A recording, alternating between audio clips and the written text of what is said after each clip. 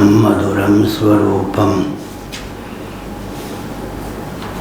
कर्मापिते च मधुरं मधुरस्मृतिश्च बुद्धिं प्रबोधय प्रभो मधुबोधशक्तिं विद्यां प्रयच्छ परमं परिभावयामि।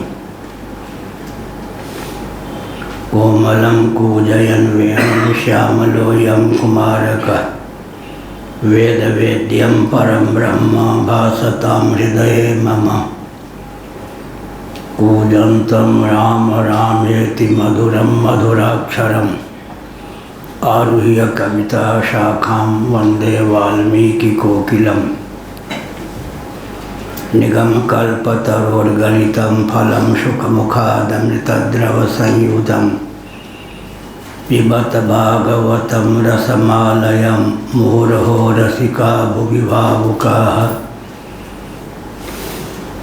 तृणादपि सुनीचेन तरोरपि सहिष्णुना अमानिना मानदेन कीर्तनीय सदा हरिः। नारायणाखिल गुरो भगवन् नमस्ते शिवाय नमः शिवलिंगाय नमः। तन्मे मनः शिव संकल्पमस्तु सर्वे भवन्तु सुखिनः। श्री राम जय राम जय जय राम। श्री राम जय राम जय जय राम। श्री राम जय राम जय जय राम। श्री राम जय राम जय जय राम। श्री राम जय राम जय जय राम। श्री राम जय राम जय जय राम। धर्म की जय हो, अधर्म का नाश हो, प्राणियों में सद्भावना हो, विश्व का कल्याण हो, गौ माता की जय हो, गोहत्या बंद हो, भारत अखंड हो, सर्वभूत हृदय धर्म सम्राट श्री स्वामी करपात्री जी महाराज की जय हो, श्री जगन्नाथ महाप्रभु की जय हो, श्री बलभद्र महाप्रभु की जय हो, भगवती सुभद्रा देवी की जय हो, चक्र सुदर्शन महाभाग की जय हो। हर हर महादेव। गोविंद जय जय गोपाल जय जय। गोविंद जय जय गोपाल जय जय। राधा रमण हरि गोविंद जय जय। राधा रमण हरि गोविंद जय जय। श्री कृष्ण गोविंद हरे मुरारे। श्री कृष्ण गोविंद हरे मुरारे। ये नाथ नारायण वासुदेव। हे नाथ नारायण वासुदेव। गोविंद जय जय गोपाल जय जय। गोविंद जय जय गोपाल जय जय। राधा रमण हरि गोविंद जय जय। राधा रमण हरि गोविंद जय जय। गोविंद जय जय गोपाल जय जय। गोविंद जय जय गोपाल जय जय। राधा रमण हरि गोविंद जय जय।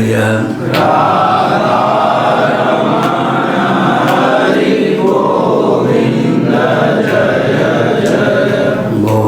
गोविंद जय जय गोपाल जय जय। गोविंद जय जय गोपाल जय जय। राधा रमण हरि गोविंद जय जय। राधा रमण हरि गोविंद जय जय। श्री वृंदावन बिहारी लाल की जय। नमो माध्व्य शंभो शिव शिव शिव शिव शिव शिव नारायण नारायण नारायण।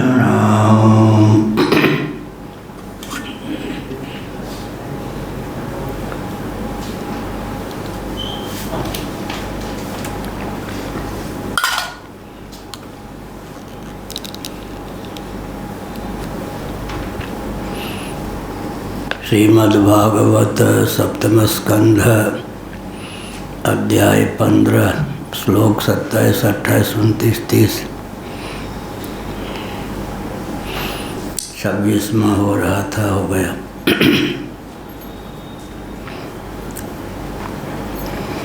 25वां रजस्तमश्च सत्त्वेन सत्त्वं चोपशमेन च एतत् सर्वं गुरौ भक्त्या पुरुषो ह्यन्यसा जयेत्।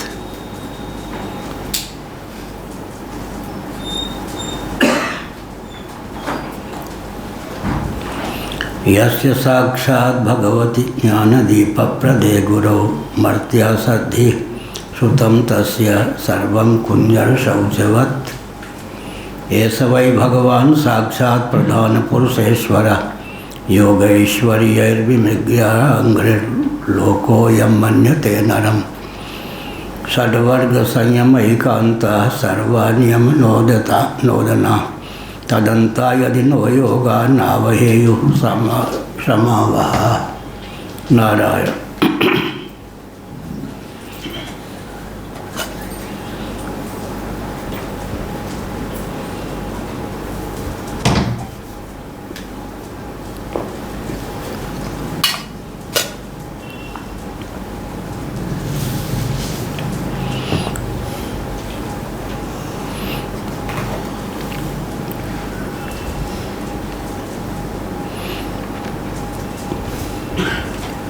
मनोरोग पर विजय प्राप्त करने पर व्यक्ति स्वस्थ सिद्ध होता है।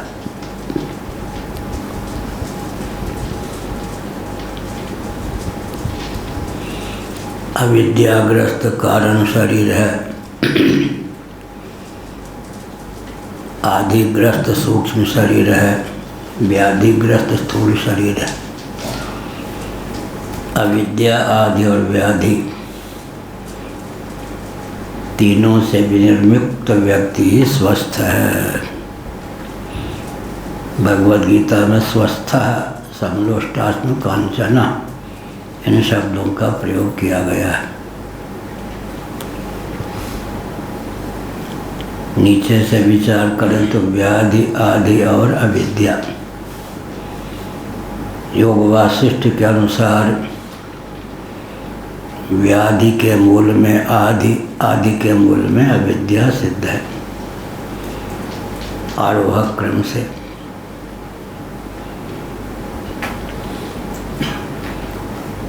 आदि का अर्थ होता है अनियंत्रित काम, क्रोध, लोभ आदि मनोविकार।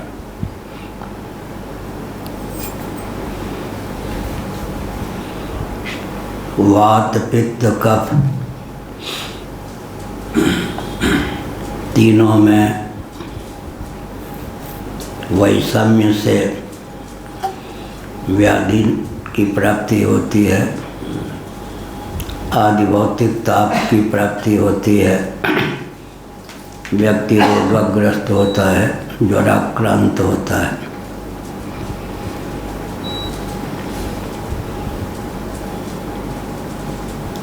जीवन मुक्त जो होते हैं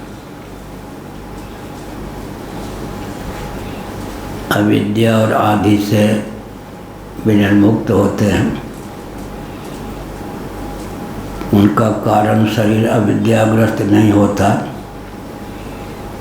सूक्ष्म शरीर आदिग्रस्त नहीं होता।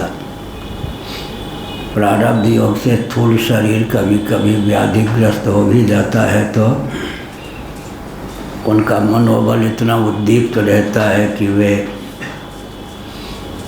उस मनोबल के प्रभाव से स्वयं को संयत रखने में समर्थ होते हैं।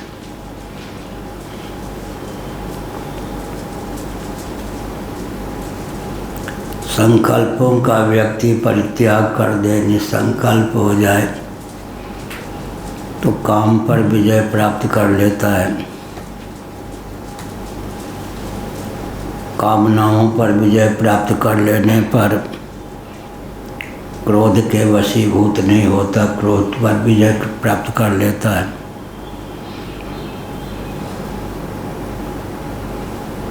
अर्थ की स्पृहा का त्याग कर देने पर लोभ पर विजय प्राप्त कर लेता है। तत्व विचार के बल पर भय से विनिर्मुक्त हो जाता है। तत्व विचारक भयाक्रांत नहीं होता। भयम द्वितीयाभिनिवेशतः स्यात् द्वितीयाद् वही भयम भवति। भागवत और बृहदारण्यक उपनिषद के अनुशीलन से तथ्य। जिसके जीवन में अध्यात्म विद्या प्रतिष्ठित है तत्र को मोह का शोक एकत्व मन पश्यता। शोक और मोह से अतिक्रांत उसका जीवन है। शोक के मूल में मोह के मूल में अविद्या या ज्ञान सिद्ध है। मोह का मूल है अज्ञान, भ्रम, मिथ्या बोध का नाम मोह हो जाता है। संतों की उपासना करने पर, सत्पुरुषों का सानिध्य लाभ करने पर, दंभ पर व्यक्ति विजय प्राप्त कर लेता है। मौन का आलंबन ले तो योग के विघ्नों पर विजय प्राप्त करता है। और देहेंद्रीय प्राणांतकरण को निश्चेष्ट करने पर हिंसा पर विजय प्राप्त कर लेता है। श्रीमद् भगवद गीता के 17वें अध्याय में मनोमय तप के अंतर्गत मौन है। विचित्र बात। वाङ्मय तप में अनुद्वेग कर्म वाक्यम सत्यम प्रीतम च यत्।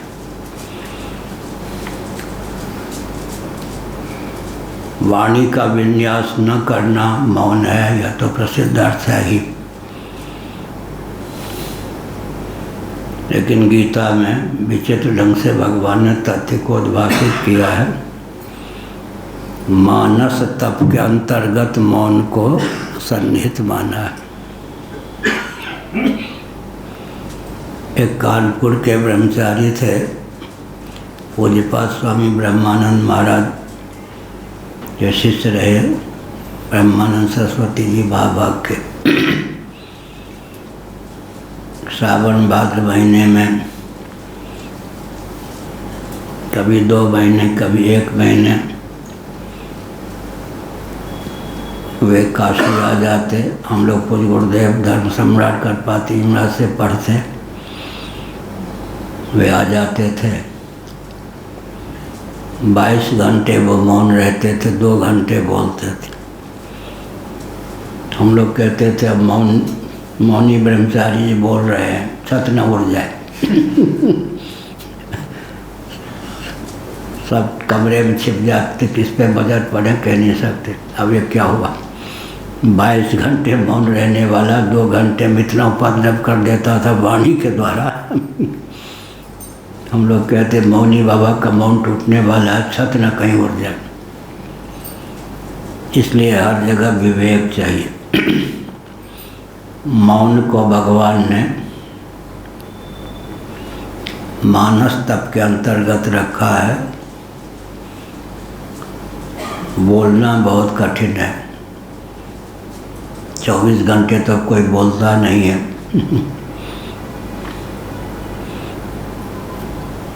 ऐसी वाणी बोलिए मन का आपा खोए, औरों को शीतल करे, आपम शीतल होए। आत्मा सच्चिदानंद स्वरूप है, अद्वय है, अद्वितीय सच्चिदानंद स्वरूप है। पूरे वैदिक वाङ्मय का सारांश पंचदशी नामक ग्रंथ के माध्यम से सुलभ है। 15 प्रकरण हैं पंचदशी में। सदद्वैत, चिदद्वैत, आनंदाद्वैत, यही पूरे वैदिक वाङ्मय का सारांश है। अद्वैत सच्चिदानंद तत्व का प्रतिपादक वेदादि शास्त्र सिद्ध हैं। सदद्वैत, आत्म तत्व सत्य होता हुआ अद्वय है। चिदद्वैत, चित्त होता हुआ अद्वय है। आनंदाद्वैत, आनंद होता हुआ अद्वय है। अद्वय पद का प्रयोग तीनों के साथ करना चाहिए। अद्वितीय सच्चिदानंद स्वरूप आत्म तत्व है। यद्यपि एक से भी काम चल जाता, सत्यम ब्रह्म, ज्ञानम ब्रह्म, आनंदो ब्रह्म, आनंदम ब्रह्म, लेकिन सच्चित आनंद 3 शब्दों का प्रयोग क्यों किया गया? तो व्यावर्त्य के भेद से व्यावर्तक में भेद हो जाता है, क्योंकि जो जगत है वह नित्य है, अचित है, दुखप्रद, दुख रूप या दुख मूल है। व्यावर्त्य जिनका प्रतिषेध अभीष्ट है वो व्यावर्त्य हो गए। व्यावर्त्य के भेद से व्यावर्तक में भेद हो जाता है। इसलिए एक एक लक्षण भी परिपूर्ण है। सत्यम ब्रह्म, ज्ञानम ब्रह्म, आनंदम ब्रह्म, आनंदो ब्रह्म। ब्रह्म सत्स्वरूप है, चित स्वरूप है, आनंद स्वरूप है। विधि मुख से 3 शब्द हैं, सत्यम, ज्ञानम, आनंदम, आनंद। निषेध मुख से एक शब्द है अनंतम। सत्यम, ज्ञानम, अनंतम, आनंदम ब्रह्म, अनंतम ब्रह्म। सत्यम ब्रह्म, ज्ञानम ब्रह्म, आनंदो ब्रह्म, आनंदम ब्रह्म और अनंतम ब्रह्म। विध मुख से 3 शब्द प्राप्त हैं, सत्यम, ज्ञानम, आनंदम। सच्चित और आनंद। विध मुख से जो शब्द प्राप्त हैं उनके लिए हमने एक शब्द का प्रयोग किया। निषेध गर्भित विध मुख से सत्यम, ज्ञानम, आनंदम, ये शब्द अपने अर्थ के ख्यापक होते हैं। निषेध गर्भित विध मुख से। और अनंतम जब कहते हैं या तो निषेध परक है ही, तो विधि गर्भित निषेध मुख से अनंतम शब्द का प्रयोग होता है, यह अभिप्राय। इसलिए भागवत त्याग लक्षणा की प्रसक्ति होती है। विधि मुख से सत्यम ब्रह्म, ज्ञानम ब्रह्म, आनंदो ब्रह्म, आनंदम ब्रह्म, इन शब्दों का प्रयोग किया गया। निषेध गर्भित विधि मुख से। विशेषण को लेकर यह भी ध्यान रखना चाहिए कि विशेषण केवल व्यावर्तक ही नहीं होते, लक्ष्य के समर्पक भी होते हैं। विशिष्टाद्वैत श्री रामानुजाचार्य आदि महान भावों ने ख्यापित किया। विशेषण विशेष्य दोनों के संबंध से विशिष्ट पदार्थ की निष्पत्ति होती है, तभी विशिष्टाद्वैत कहते हैं। जीव और जगत जगदीश्वर के विशेषण हैं विशिष्टाद्वैत के अनुसार। हमारे प्रफुल्ल जी विशिष्टाद्वैत से हैं। जीव और जगत भगवान के विशेषण। हंस क्यों रहे? कुछ रहा थोड़े रहा कि चंदन से थोड़े कोई पहचानेगा, विशिष्टाद्वैतवादी हैं। विशिष्टाद्वैत, जीव और जगत क्या है? जगदीश्वर के विशेषण हैं। केशव कश्मीरी जी की जो टीका है गीता पर, उसके 13वें अध्याय के दूसरे श्लोक के भाष्य में उन्होंने एक विचित्र आक्षेप कर दिया। क्षेत्रज्ञं चापि मां विद्धि सर्वक्षेत्रेषु भारत। निम्बार्क संप्रदाय की बात हुई।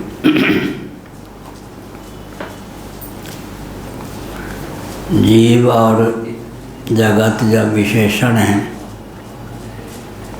किसके? जगदीश्वर के, तो विशेषण व्यावर्तक किसके सिद्ध हैं? यह प्रश्न कर दिया। व्यावर्त तो कुछ बचा ही नहीं। यह अगर जीव जगत जगदीश्वर के विशेषण हैं, एक विशेषण दूसरे विशेषण का व्यावर्तन कर दे या अपने विशेष का ही व्यावर्तन कर दे तो विशेषण की उपयोगिता ही विलुप्त हो जाए। तो व्यावर्तक हैं, व्यावर्त कोई सिद्ध नहीं होता। यह मैं आक्षेप नहीं करता। निम्बार्काचार्य जी के संप्रदाय में भगवद गीता के 13वें अध्याय पर जो भाष्य सुलभ है, केशव कश्मीरी जी ने यह आक्षेप किया। मैंने एक संकेत किया, सत्य सहिष्णुता की क्रमिक अभिव्यक्ति में इन आचार्यों का सिद्धांत चरितार्थ है, इसलिए सबकी उपयोगिता है। आरोहक क्रम से परोवरीय क्रम से सत्य सहिष्णुता की अभिव्यक्ति में परम सत्य को सहने की क्षमता हर व्यक्ति में नहीं है। शनैः शनैः परमेत बुद्ध्या धृतिगृहीतया आत्मसंस्थं मनः कृत्वा न किंचिदपि चिंतयेत्। रस रस शोक सरित सर पानी ममता त्याग करे जीव ज्ञानी। यह धीरे धीरे रे मना धीरे सब कुछ होए, बाली सींचे सौ घड़ा ऋतु आए फल होए। प्रमाद आलस्य का परिचय न दे, लेकिन इतनी त्वरा ना हो कि जिस कार्य की सिद्धि के लिए जितना समय चाहिए वो ना हो। पहले के वैद्य लोग बहुत भूखा रखते थे, कोई बीमार पड़ जाए रोग हो जाए तो। छोटी सी आयु थी, 15-20 दिनों तक वैद्यों ने भूखा रखा।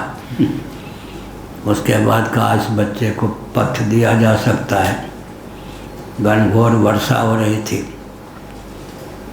और मैं रो रहा था। चाची जी से कहा मुझे भूख लगी है, जल्दी पथ्य दो।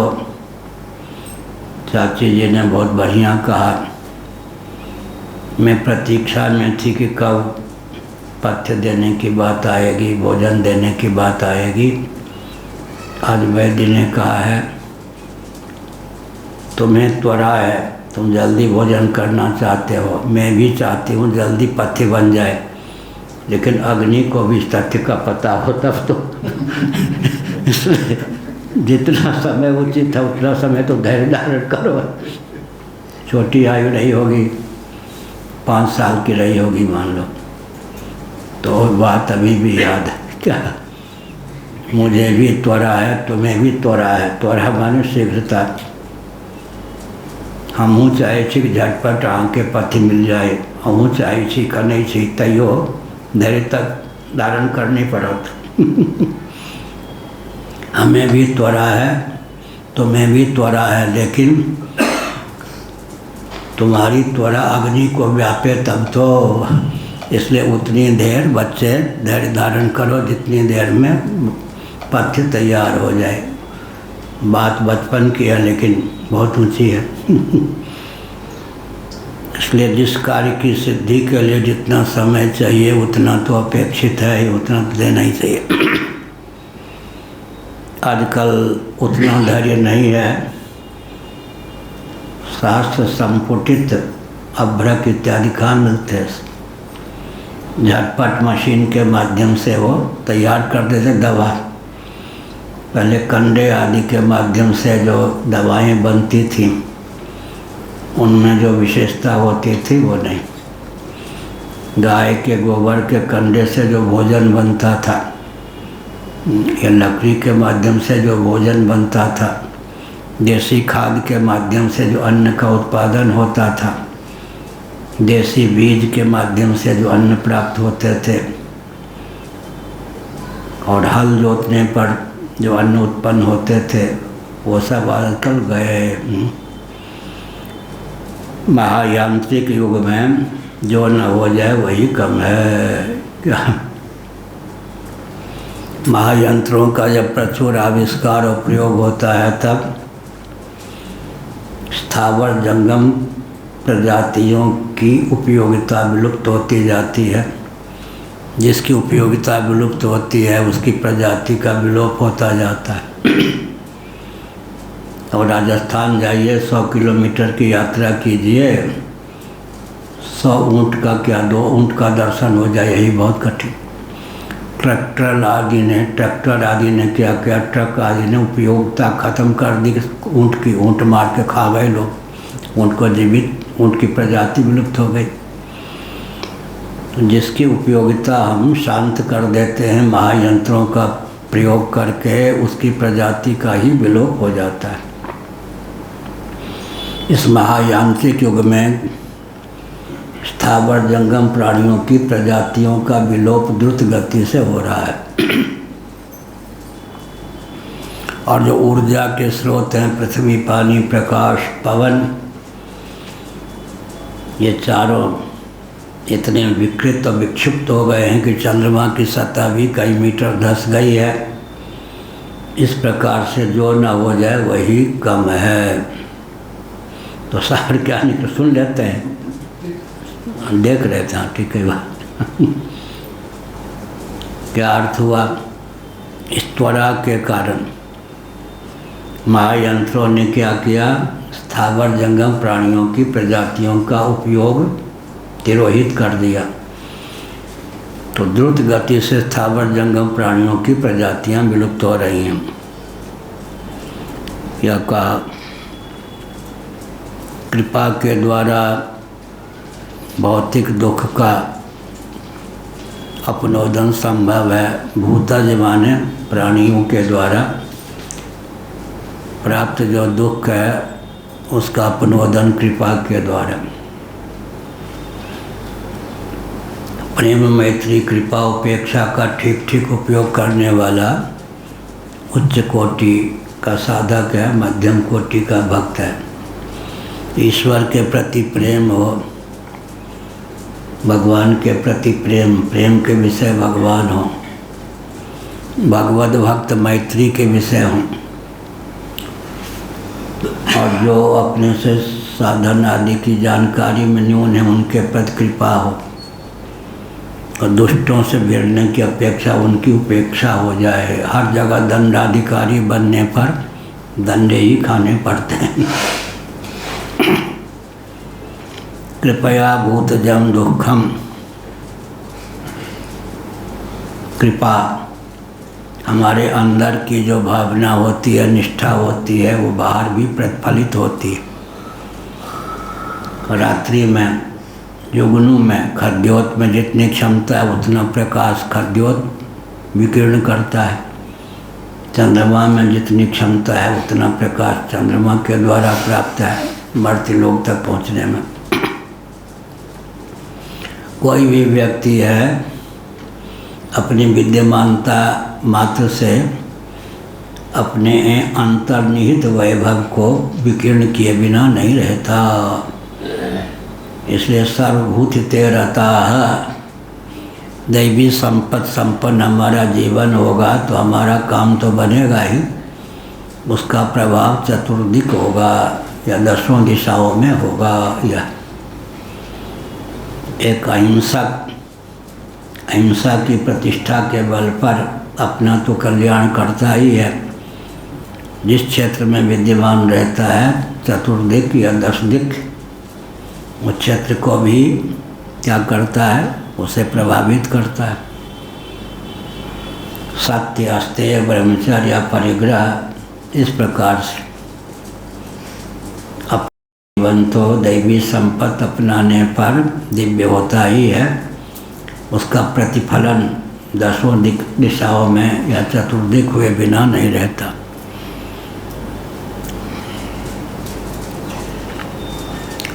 आदिदैविक ताप को समाधि के द्वारा जीतने की बात कही गई। दहियात त्याग कर दे, आध्यात्मिक दुख को योग बल से दूर कर दे, सत्वगुण के निसेवन से निद्रा पर विजय प्राप्त कर ले।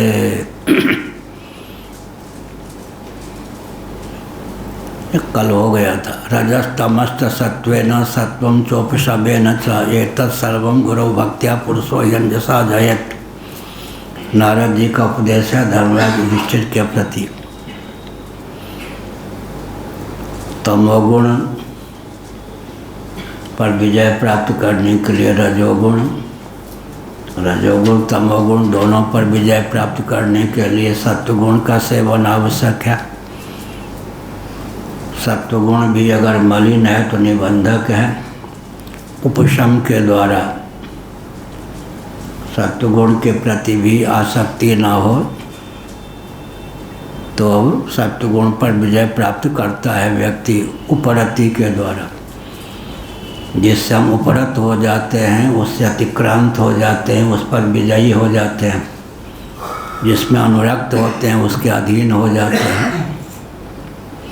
ये सब कल हो चुका।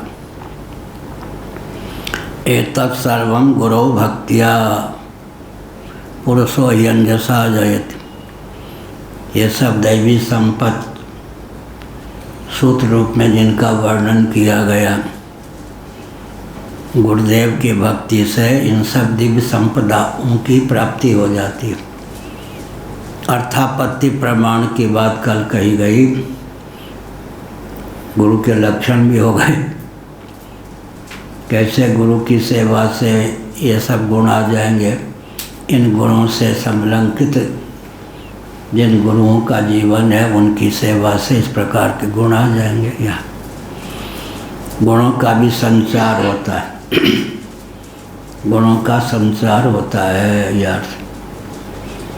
किसी के पास 25 रुपये हैं, उसने 20 दे दिया, उसके पास 5 ही रह गए। लेकिन यहाँ तो जितना खर्च करो उतना ही बढ़े। विद्या भी सत्पात्र में दें तो अपने पास विद्या लुप्त हो जाएगी थोड़े। अगर धन है 25 रुपये हैं, 20 रुपये किसी को दे दिया तो 5 रह गए। लेकिन ज्ञान विज्ञान अधिकृत व्यक्तियों को दिया तो उसमें तो और क्या होगी, निधिध्यासन के कारण परिपुष्टि प्राप्त होगी। अधिकारी को ज्ञान विज्ञान देना चाहिए, अनधिकारी से ज्ञान विज्ञान को दोहराना चाहिए। खूब मालपुआ पवाया, रबड़ी पवा दी, क्या खीर भी पवा दी, माला पहना दी, कापालिक ने जल भरत को, तो कोई आशीर्वाद नहीं दिया। और भैरव जी के सामने बलि के लिए ले गए तो शाप नहीं दिया, न वरदान दिया, न शाप दिया, न धन्यवाद दिया, न धिक्कारा।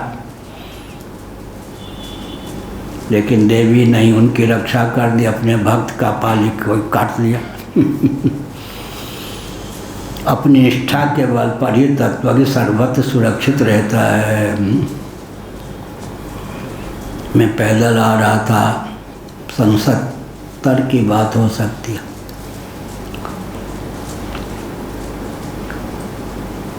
एक भयंकर नदी थी, रेल पुल सामने। एक मुसलमान युवक ने मुझे पकड़ लिया, मेरी आई छोटी थी, उसने कहा कौन हो, जनेऊ दिखता है। मैंने कहा हिंदू हूँ, ब्राह्मण हूँ, अभी गला दबा के मार दूंगा और नदी में फेंक दूंगा, कौन तुम्हारी रक्षा करेगा। उसने एक सीटी दी। रेलवे की सामग्री की रक्षा करने में वो लोग नियुक्ति किए गए थे वो मुसलमान। 1 किलोमीटर दूर जितने उनके साथी थे उन लोगों ने भी सीटी दे दी। उसका अभिप्राय था कि एक व्यक्ति मिल गया है, मारने का अवसर प्राप्त। तो हमने कहा सुनो, आखिर तुम मुसलमान सही, मनुष्य तो हो ना, मुझे केवल 2 मिनट का समय चाहिए। खूब हंसा हो। 2 मिनट में तुम्हारी रक्षा कौन करेगा। हमने कहा करने वाला कर लेगा, नहीं करेगा ये नहीं, लेकिन 2 मिनट बाद तुम मार के फेंक देना। और 1.5 मिनट में ही लगभग खड़ाओं की आवाज़ उसे सुनाई पड़ी को चलते हुए। हमने कहा रक्षक आ गया, तुमको जो करना कर लो। तो उसने कहा मैं क्या करूँगा, मैं तो बेहोश हो रहा हूँ, मरने की स्थिति में। हमने कहा मरो। फिर वो रोया। रात में ट्रेन आती रहती है, उस पर जाने की व्यवस्था नहीं है, कैसे जाओगे। हमने कहा जिस ईश्वर ने तुम्हारे चंगुल से हमको मुक्त किया वो ट्रेन से भी मुक्त कर देगा। वो तो बेहोश हुआ, मैं चला। ठीक उस पार जाते ही 1 मिनट भी नहीं लगा, ट्रेन आ गई। तो क्या हुआ, उसके चंगुल से बचा, ट्रेन के चंगुल से बच गया। इसलिए भगवान तो सब जगह है ना, व्यक्ति की अपनी निष्ठा सब जगह रक्षा करने में समर्थ है। दमयंती इत्यादि के शील की रक्षा उसके पातिव्रत धर्म ने किया नहीं। पातिव्रत धर्म, व्यक्ति अपने धर्म से सदा सुरक्षित रहता है। बाहर से शील की रक्षा के लिए उचित वातावरण आदि का ध्यान रखना चाहिए, लेकिन कदाचित परिस्थिति ऐसे हो जाए तो भीषण जंगल में डाकुओं के, तस्करों के, लुटेरों के, व्यभिचारियों के बीच में रहकर भी व्यक्ति अपने शील के बल पर, धर्म के बल पर सुरक्षित रहता है।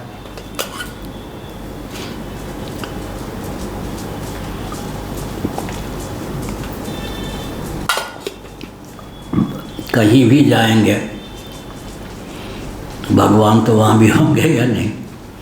भगवान होंगे तो सब कुछ हो गया, भगवान रक्षक होते हैं। गुरु का अर्थ हुआ जिनमें उक्त दैवी संपत्ति की प्रतिष्ठा है। उनकी सेवा से क्या होता है, अपने बलबूते पर एक एक दैवी संपत्ति प्राप्त करना चाहें, बहुत समय लग सकता है, विघ्न भी हो सकता है, अहंकार भी हो सकता है। गुरु की सेवा से, गुरु में जो इन सब दैवी संपत्ति की प्रतिष्ठा है, उसका संचार हमारे जीवन में भी हो जाता है।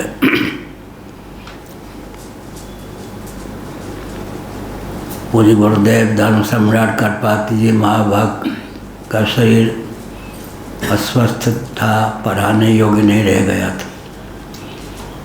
एकांत में उन्होंने मुझसे कहा, जिन ग्रंथों को मैं नहीं पढ़ा सका मुझे कष्ट है, लेकिन 1 मिनट मौन रहने के बाद उन्होंने कहा अच्छा, आशीर्वाद तो दे ही सकता हूँ, जिन ग्रंथों को मैं नहीं पढ़ा सका वो भी तुम्हें लग जाएंगे। हो गया काम। उनकी वाणी निकली नहीं, आज तो है ही। एतत् सर्वं गुरौ भक्तिया पुरुषो ह्यंजसा जयेत।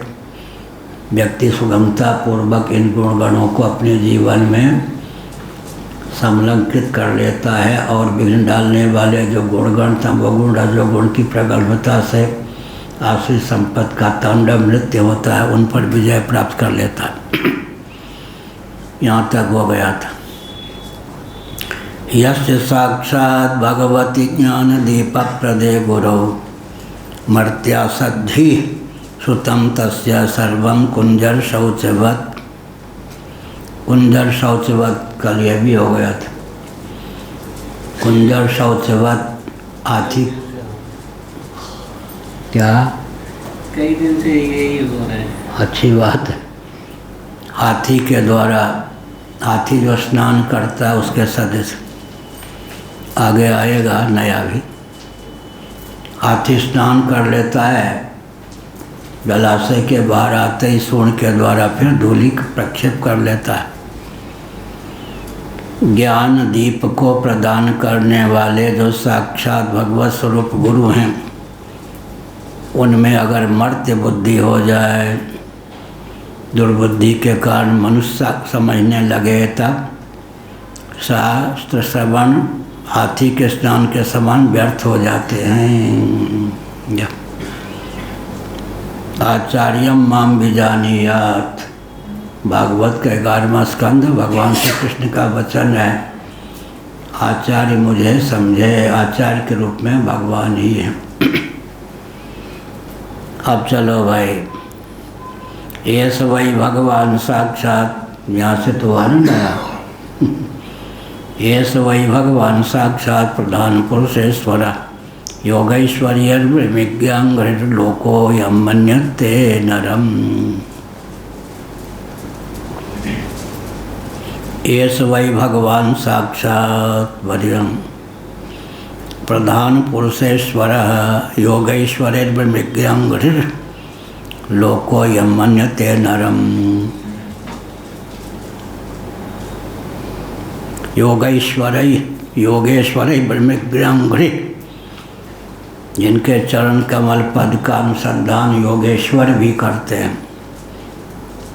योगेश्वर का अर्थ क्या होता है? यत्र योगेश्वर कृष्ण, योग की लक्षणा योगी में कर लेते हैं। और धर्म सम्राट का अर्थ, धर्म की लक्षणा धर्मज्ञ में। ऐसे योगेश्वर का अर्थ योग कल की लक्षणा कर लेंगे योगी में, योगियों के ईश्वर। ये साक्षात भगवती ज्ञान दीप प्रदे गुरौ मर्त्या सद्धि श्रुतम तस्य सर्वं कुंजर शौचवत। ये वही भगवान साक्षात प्रधान पुरुषेश्वर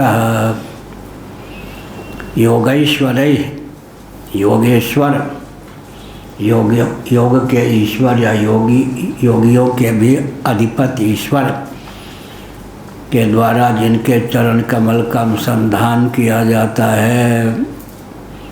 सनकादि शुकादि भी जिनके चरण कमलों का अनुसंधान करते हैं, पद का परिमार्गण करते हैं। वो कौन है? प्रधान पुरुषेश्वर।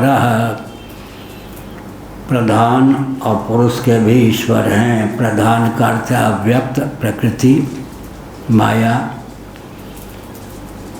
प्रधान को ही प्रकृति कहते हैं, अव्यक्त कहते हैं, माया कहते हैं। पुरुष के भी, पुरुष माने जीव, प्रकृति और पुरुष दोनों के ईश्वर हैं, अधिपति हैं, दोनों के नियामक। अपरा प्रकृति परा प्रकृति दोनों के नियामक, दोनों से अतिक्रांत भगवान।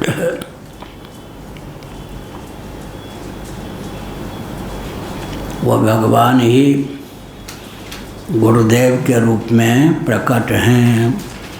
आदि गुरु तो भगवान ही सिद्ध होते हैं। सबके पूर्वज, सबके पूर्व, सबके गुरु भगवान ही हैं। योग दर्शन क्या, वहीं से तो सनातन गुरु परंपरा चली है ना। श्रीमन नारायण से उधर कहेंगे सदाशिव में, शिव जी से बात एक ही हो जाती। श्रीमन नारायण से गुरु परंपरा चली है। 10वें स्थान पर भगवान शंकराचार्य होते हैं। शंकराचार्य के बाद मेरा स्थान 145वां है। श्रीमन नारायण से मेरा स्थान 155वां है। गुरु परंपरा की दृष्टि से तो 155वां स्थान है। काल की दृष्टि से 1,97,29,49,124 वर्ष की यह गुरु परंपरा है इस कल्प में। 155वां ही स्थान है मेरा, लेकिन काल कितने? 1,97,29,49,124 वर्ष की इस कल्प में गुरु परंपरा हम लोगों की है। पृथ्वी की आयु भी इतनी, सृष्टि की आयु इतनी। तो मूल तो गुरु वही हैं जो सबके इष्ट हैं, वही सबके गुरु भी हैं। गुरु परंपरा तो वहीं से चलती है, श्रीमन नारायण से। प्रधान और पुरुष दोनों के वो ईश्वर हैं, नियामक हैं। प्रकृति और पुरुष दोनों उनके अधीन हैं। परा प्रकृति अपरा प्रकृति दोनों के वे नियामक सिद्ध हैं। योगेश्वरैः ब्रह्मग्रांघ्रि ब्रह्मज्ञ, योगेश्वरों के द्वारा भी उनके चरण कमल पद स्वरूप ब्रह्मज्ञ हैं, अनुसंधेय हैं, या अनुसंधान करने योग्य। अंग्री माने चरण कमल, और वो स्वरूप लक्षणा से हो जाता। पद माने स्वरूप। यम मन्यते नरम, ब्रह्म के कारण व्यक्ति उन्हें मनुष्य से मान लेते हैं। यह हुआ। गुरु में भगवत भक्ति होनी चाहिए, भगवत बुद्धि होनी चाहिए, यह अभिप्राय। क्योंकि मनुष्य पशु पक्षी इत्यादि तो तादात्म्यपत्ति के बल पर है। भगवत तत्व में ही जिनकी आत्मबुद्धि हो गई, वो अपने मौलिक स्वरूप को जिन्होंने पहचान लिया, वे तो प्रकृति पुरुष से अतिक्रांत षोडश विकृति अष्टधा प्रकृति और जितने परा प्रकृति जीव तीनों से, षोडश विकृति अष्टधा प्रकृति और परा प्रकृति सकल जीवों से भी अतिक्रांत आत्म तत्व को जिन्होंने आत्मा के अनुरूप जान लिया, वो तो कृतार्थ हो गए, तत्वज्ञ हो गए। योगैश्वर्यैर्विमग्रांघ्रिर्लोको यम मन्यते नरम, या लोक बहिर्मुख व्यक्ति जो हैं उनको मनुष्य मान लेते हैं, पहचान नहीं पाते। षड्वर्ग संयम एकांता सर्वा नियमनो दधा, तदंता यदि नो योगा नावहेयुः समावः। एक बार मैं यात्रा कर रहा था ट्रेन से, ऊपर की सीट पर मैं था, स्वामी जी नीचे की सीट पर, बगल की सीट पर कोई गृहस्थ थे, पति पत्नी रहे हों, जो भी रहे हों।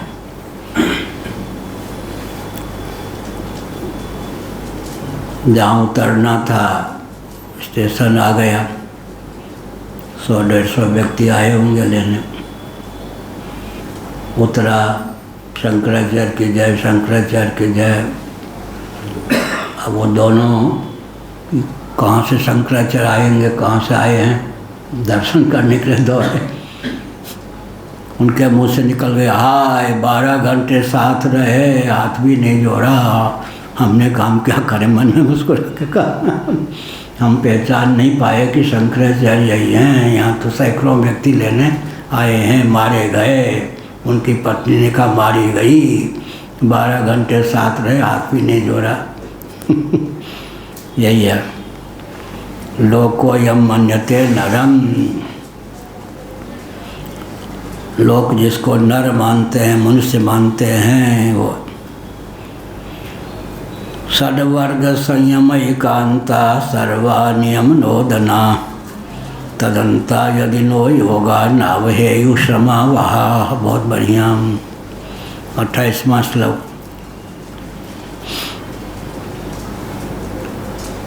षड्वर्ग संयम एकांता सर्वा नियम नोदना, तदंता यदि नो योगा नावहेयु श्रमा वहा। बहुत बढ़िया।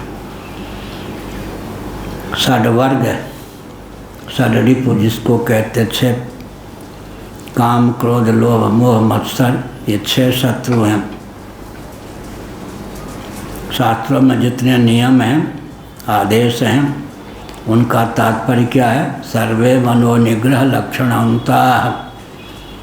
मन जो है काम क्रोध लोभ मोह मद और मत्सर, इन 6 शत्रुओं पर विजय प्राप्त कर ले। अथवा 5 ज्ञानेंद्रिय और मन, इन 6 को अपने बस में कर ले, यह हुआ। षड्वर्ग का अर्थ हो गया, दोहरा अर्थ कर सकते हैं, काम, क्रोध, लोभ, मोह, मद, मात्सर्य, ये 6 रिपु हैं। दूसरी ओर कह सकते हैं 5 ज्ञानेंद्रिय, 1 मन, इन 6 को वश में कर लें तो योग की सिद्धि हो गई। दानम स्वधर्मो नियमो यमश्च सुतम च कर्माणि च सद्व्रतानि सर्वे मनो निग्रह लक्षणांता परो हि योगो मनसा समाधि। श्रीमद्भागवत भिक्षु गीतम, तितिक्षु ब्राह्मण ने अपने मन को समझाया। सर्वे मनो निग्रह लक्षणांता परो हि योगो मनसा समाधि। मन समाहित हो जाए बस योग की सिद्धि हो गई। चित्त शुद्ध और समाहित हो जाए तो योग की सिद्धि हो गई। सर्वर्ग संयम एकांता सर्वा नियम नोदना तदंता यदि नो योगा नावहेयु समावहा। 5 ज्ञानेंद्रियों के सहित मन पर या काम, क्रोध, लोभ, मोह, मद, मात्सर्य पर अगर विजय प्राप्त कर ली तब तो जीवन शास्त्रों का अध्ययन, श्रवण सब सार्थक हुआ, अन्यथा बेकार हो गया। गुरुदेव मद और माश्चर्य का अर्थ क्या है? क्या मद और माश्चर्य का अर्थ क्या है? क्या करे? काम, क्रोध, लोभ, मोह, मद, माश्चर्य में मद और माश्चर्य का अर्थ क्या है? मद और मात्सर्य, मद माने घमंड, अभिमान, ईगो की पराकाष्ठा हो गया। मात्सर्य ममत्व की पराकाष्ठा, आमता ममता की पराकाष्ठा। ठीक है, या मद माने शराब। ठीक, क्या कहते, मदोन्मत्त, मद से उन्मत्त है ना।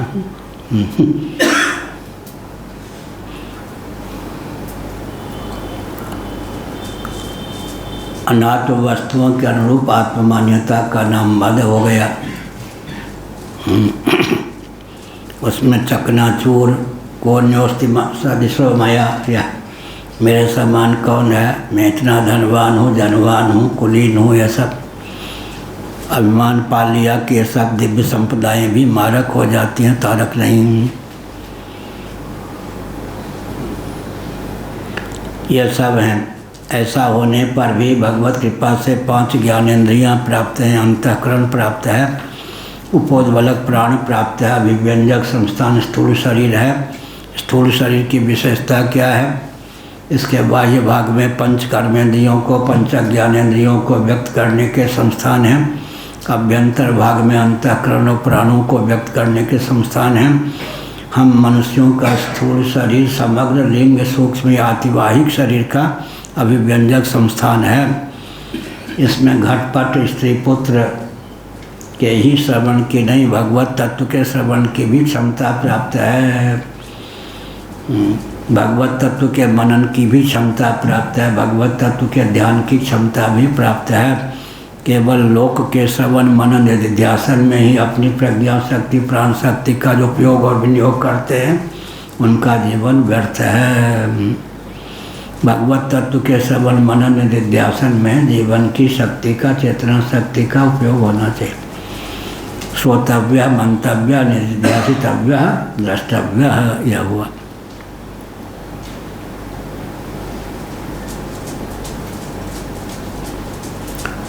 समये भी केवलम समावहा, यह समये भी केवलम समावहा।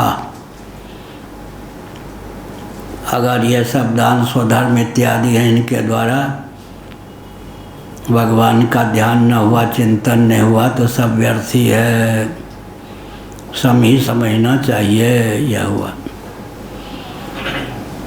यथा वार्तादयो ह्यर्था योगस्यार्थं न बिभ्रति अनर्थाय भवेयुस्ते पूर्तमिष्टं यथा सतः। इष्टापूर्त 2 प्रकार के कर्म होते हैं। लोक में, अपने जीवन में धन, वैभव, जल आदि को लेकर जो कमी है, या कोई समाज में कहीं वृक्ष नहीं है, वाटिका नहीं है, पानी पीने की व्यवस्था नहीं है, उसकी पूर्ति कर दे, प्याऊ लगा दे, वृक्ष लगा दे, धर्मशाला इत्यादि बना दे। व्यापार बुद्धि से नहीं, सेवा बुद्धि से। विद्यालय नहीं है, विद्यालय सेवा बुद्धि से बना दे। ये सब पूर्त कर्म है। लोक में जहाँ जो त्रुटि है उस त्रुटि के निवारण के लिए जो सेवा का प्रकल्प चलता है, पूर्त है। इष्ट यज्ञ इत्यादि जिसके फलस्वरूप भविष्य में सद्गति प्राप्त हो सकती है, स्वर्ग इत्यादि दिव्य गति प्राप्त हो सकती है, लोक की प्राप्ति हो सकती है। इष्टापूर्त कर्म।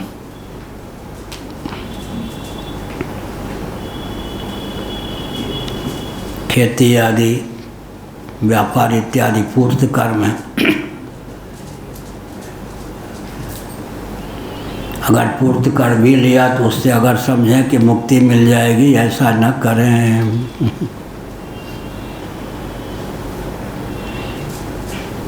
अनर्थाय भवेयुस्ते पूर्त मिष्टम ये तथा असतः, यह असतः दुष्ट व्यक्ति के द्वारा जो अनुष्ठित श्रौत स्मार्त कर्म हैं कल्याणकारी नहीं होते, उल्टा फल देते हैं। क्या? असतः इष्टम पूर्तम। अगर दुष्ट व्यक्ति इष्टापूर्त कर्मों का अनुष्ठान भी करे तो उसकी दुष्टता के कारण वो उसके लिए कल्याण प्रसिद्ध नहीं होते, प्रत्युत उल्टा फल दे देते हैं। यह हुआ बहुत बढ़िया। यथा वार्तादयो ह्यर्था योगस्यार्थम न बिभ्रति अनर्थाय भवेयुस्ते पूर्तमिष्टम तथा सतः। यही हुआ। असुर ढंग के व्यक्ति, हाँ, लोग हमको समझें ये दानी भी हैं, यज्ञ भी करते हैं, आस्तिक भी हैं, इस प्रकार से। यह खेती व्यापार आदि